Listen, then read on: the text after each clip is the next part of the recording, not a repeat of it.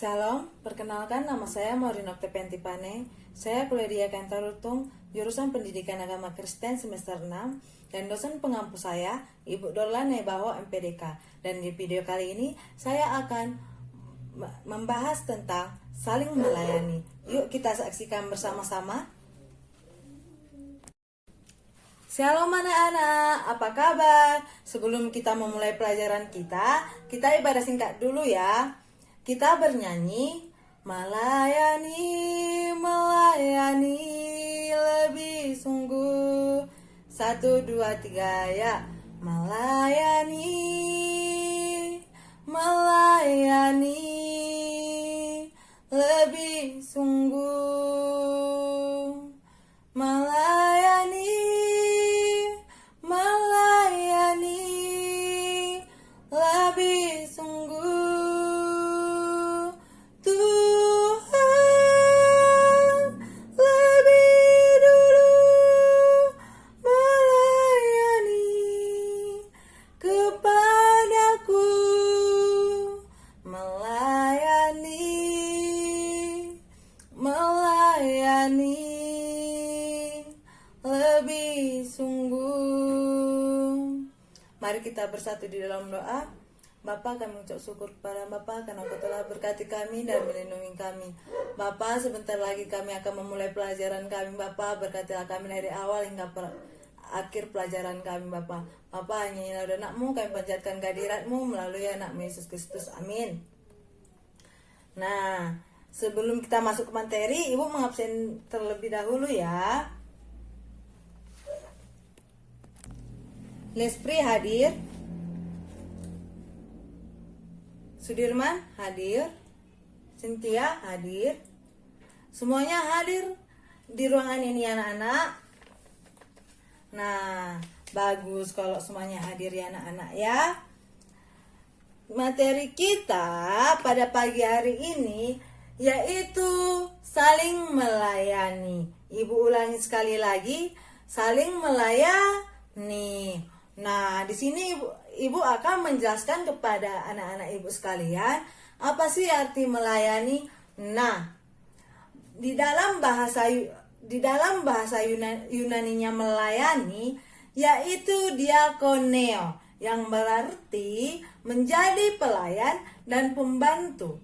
Dan maka oleh karena itu, melayani adalah suatu kegiatan membantu orang lain atau memberikan diri untuk menolong dan membantu orang lain. Nah, contohnya jika ada teman kita kesusahan anak-anak, kita harus membantunya. Kita harus menolongnya dengan setulus hati kita. Ya anak-anak ya. Nah, baiklah anak-anak, apakah anak-anak sudah paham? Nah, kalau sudah paham, kita lanjutkan ya anak-anak. Nah, alasan orang Kristen harus melayani. Nah, alasan orang Kristen melayani yaitu karena Yesus telah memberi teladan bagi kita dalam hal melayani, yaitu dengan memberi dirinya untuk menghapus dosa-dosa kita semua. Pelayanan yang kita lakukan merupakan bentuk ucapan ataupun syukur dan tanda terima kasih kita atas keselamatan yang sudah kita terima dari Tuhan melalui pengorbanan Yesus di kayu salib. Itulah alasan mengapa kita harus melayani. Dan setiap pelayanan yang melayani tuannya akan menerima upah. Seperti yang ditulis di dalam 2 Timotius 4, kita pun demikian, upah yang diberikan tak lain adalah mahkota kebenaran dari Tuhan. Bagi yang setiap pelayanannya akan, tetapi harus kita ingat agar tujuan kita melayani bukanlah untuk mendapat upah ataupun hadiah, namun kita sudah mendapatkan keselamatan. Kita memang dipanggil untuk menjadi pelayan Tuhan ya anak-anak ya. Dan alasannya itu bukan karena untuk mendapatkan sesuatu, tetapi karena setiap yang orang percaya dan sadar bahwa ia telah menerima pelayanan lebih dahulu dari Tuhan melalui pengorbanannya di kayu salib. Itulah alasan kita mengapa kita harus saling melayani anak-anak. Nah, karena itulah tanda ucapan terima kasih kita, syukur kita kepada Tuhan. Karena apa? Karena Dia sudah menyelamatkan kita, sudah menebus dosa-dosa kita. Jadi kita harus saling melayani antar semua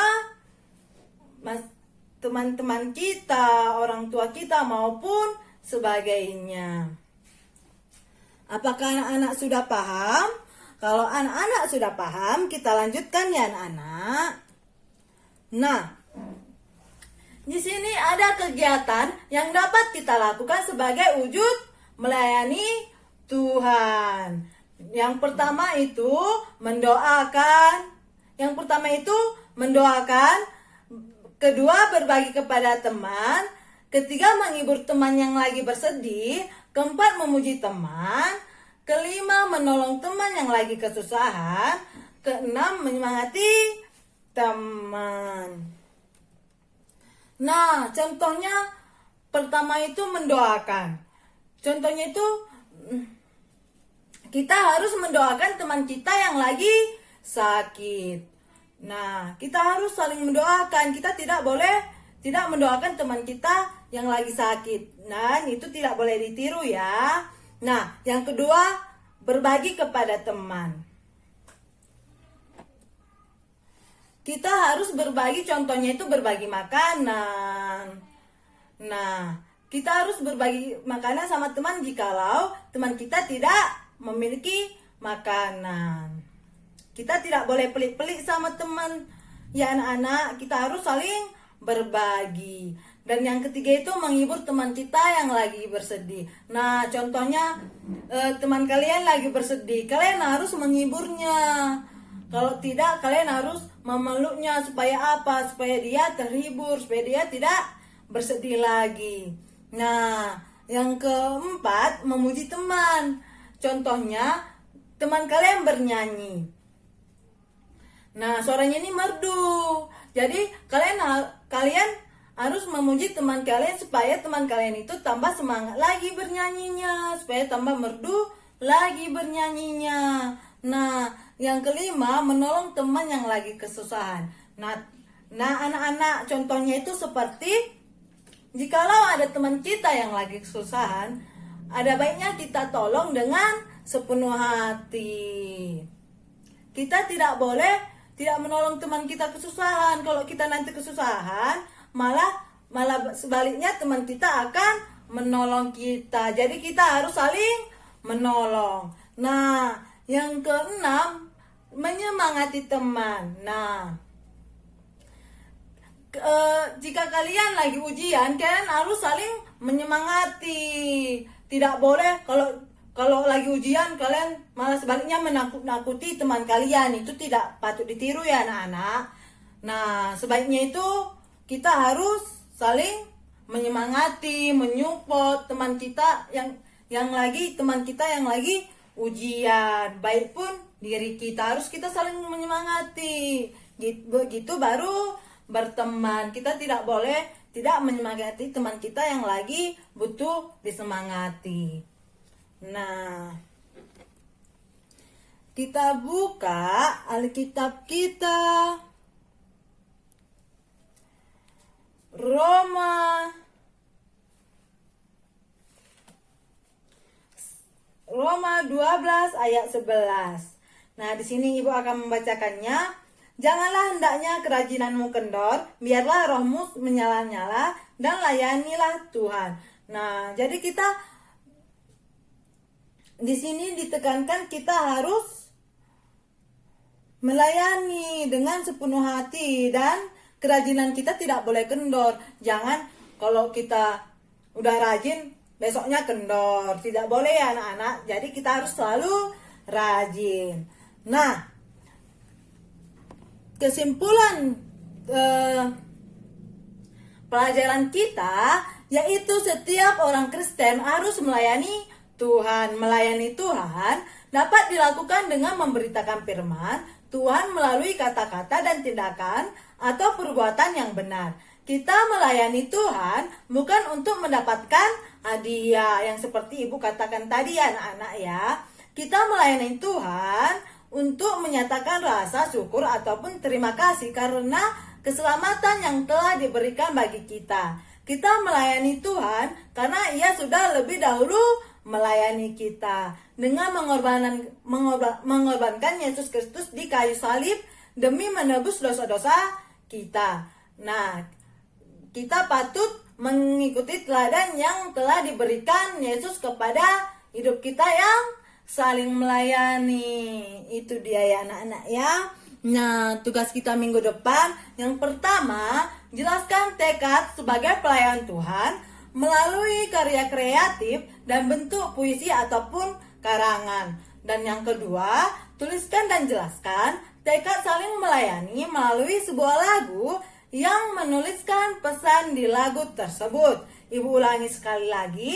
Yang pertama tugas kita itu jelaskan tekad sebagai pelayan Tuhan melalui karya kreatif dalam bentuk puisi ataupun karangan.